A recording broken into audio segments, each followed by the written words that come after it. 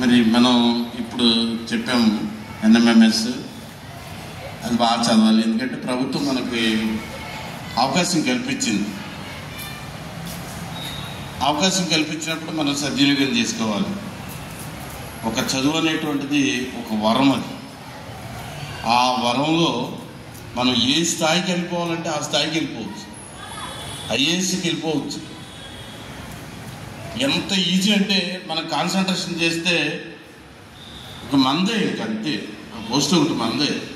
ఆ స్థాయిలో నిర్లక్ష్యం చేయకుండా ఏ రోజు ఎప్పుడు చెప్పినా అప్పుడు అప్ టు డేట్గా మీరు చదివితే కింద సంవత్సరం 586 10th అలా ఇంటర్మీడియట్ చదువుతారు. ఇంటర్మీడియట్లో మంచి మార్కులు తెచ్చుకుంటారు. ఏ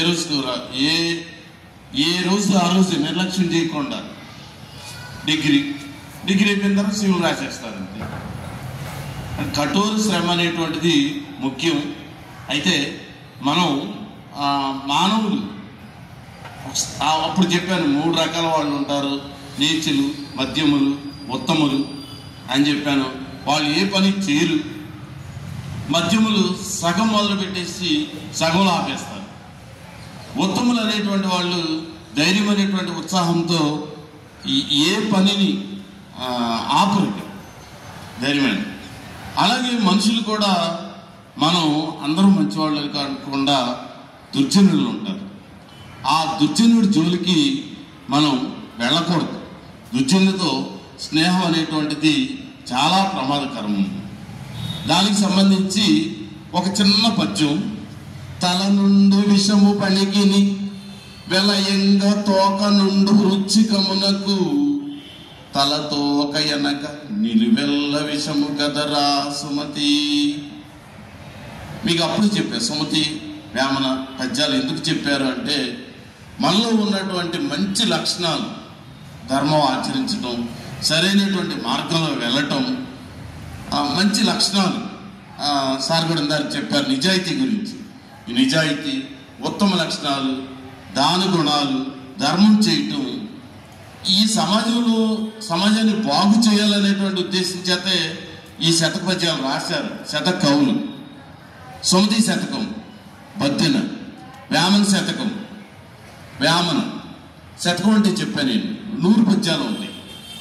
100 పద్యాలు కొన్ని స్కూల్లో అసలు 100 పద్యాలు చెప్పేస్తున్నారు. అసలు మనం కూడా తెలుగు మీద అంత దృష్టి పెట్టట్లా.